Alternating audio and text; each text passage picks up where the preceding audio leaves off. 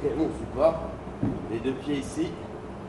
Position haute, je vais venir reculer. Je me retrouve sous la boxe. Là, je vais actionner les dorsaux en pressant. Regardez mes hanches. Je rapproche mes hanches. Je rapproche mes hanches. Puis je vais venir tirer. Et là, je viens de créer mon support et valider ma répétition. Vous allez venir me chercher une barre. Regardez, lorsque vous avez les bras tendus, la barre doit être légèrement sous le poignet. Ok? Si vous ne l'avez pas, vous pouvez venir réajuster avec des plates au sol. Les pieds toujours sous la barre. Je vais simuler mon keeping. J'ai mon keeping que je simule, donc hop. Je vais pousser dans les jambes et appuyer fort sur ma barre. Boum, je pousse et j'appuie fort. Ok? Quelques reps. J'inverse. Boum. Et j'appuie fort. Poussez bien dans les jambes. Ok?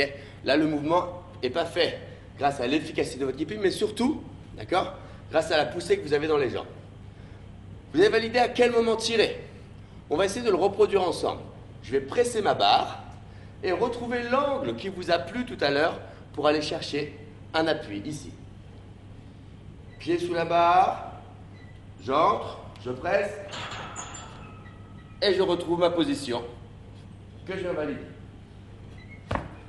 Vous avez réussi à valider ça, vous allez pouvoir essayer grâce au keeping, de réussir à passer votre muscle up. Mais juste avant, je vous sensibilise sur un point. Bien évidemment, on a fait différentes étapes pour comprendre de mieux en mieux le muscle up, mais pour pouvoir tenter un muscle up, il y a déjà des choses qu'il va falloir réussir à valider. Je vous en ai parlé tout à l'heure. Vous allez devoir valider par exemple le keeping pull-up, le keeping toes to bar, le keeping chest to bar pour arriver au muscle up. Donc là, je vais vous faire voir les différents mouvements et vous allez voir les différences d'amplitude au niveau du keeping. Et vous allez bien voir la transition, à quel moment il va falloir tirer dans les bras pour valider votre muscle up. Juste avant, je m'excuse, donc je vais rester sur cette barre-là, ça va être plus simple. Mon keeping sur la partie basse, je vous en ai parlé tout à l'heure, il ne va pas être très gainé, très puissant parce que simplement mes pieds ici touchent le sol. Ok? Donc je reprends avec vous. Donc le premier, il va falloir valider notre keeping. On est en place, boum, boum, j'appuie, boum, j'appuie. Derrière, notre keeping pull-up. En place, je vais ramener mon menton au-dessus de la barre. Boum.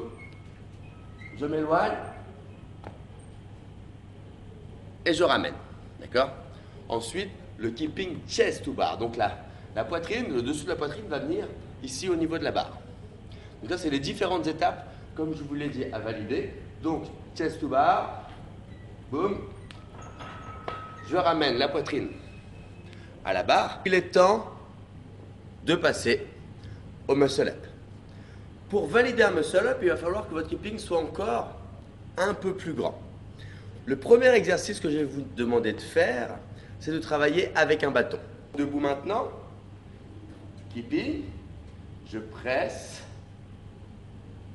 les hanches, boum, et je vais venir casser pour ramener mes jambes quand je tends les bras. Ok? Le retour, j'ai fini mon mouvement. Les jambes sont devant, je m'éloigne de la barre, je tends les bras, je descends, j'inverse en envoyant la jambe vers l'arrière, abdos serrés, souvenez-vous, quadris serrés, pour pouvoir à nouveau presser. Jouer avec mes hanches, extension, boum, et je viens faire mon crunch pour finir en tendant les bras. Ce qui nous donne un grand keeping. Je rapproche les bras, boum, et je viens casser. J'ai les jambes qui sont devant et je tends pour valider ma rep. Je redescends d'un cran maintenant. Je vais replacer dans le creux de la hanche. Les jambes sont devant. Je vais pouvoir redescendre en m'éloignant de la barre. Hop. Et j'envoie les deux jambes vers l'arrière pour bloquer mon mouvement et redonner de la vitesse. Autre exercice comme tout à l'heure.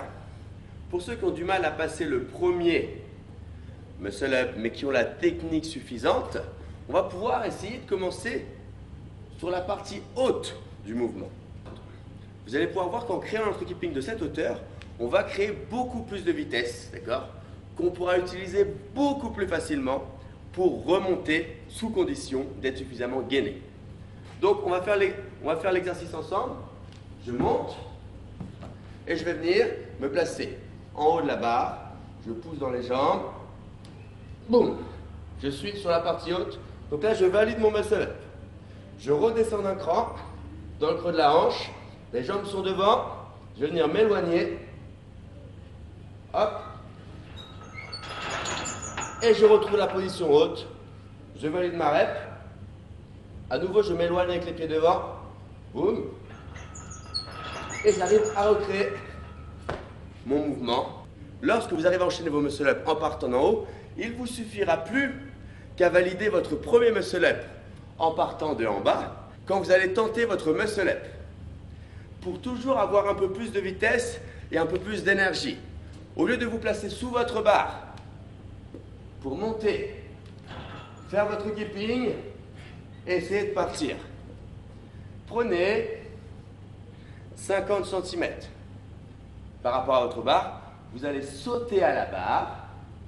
Tout de suite, engagez la tête, restez gainé, envoyez les deux pieds rapidement derrière et tout envoyer pour être encore un peu plus efficace sur votre keeping. Ce qui nous donne 50 cm, je vais chercher ma barre.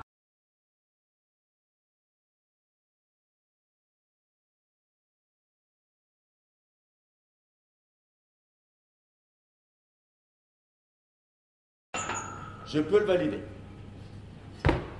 L'objectif, plus votre keeping sera fort, plus votre keeping sera efficace, il y a un moment où la pause ici, avec encore un peu plus de vitesse, un peu plus de force, vous aurez plus d'appui sur votre barre, vous allez pouvoir gagner en vitesse et en exécution. Je vais voir un exemple d'un passage de muscle-up sans avoir de contact avec sa barre.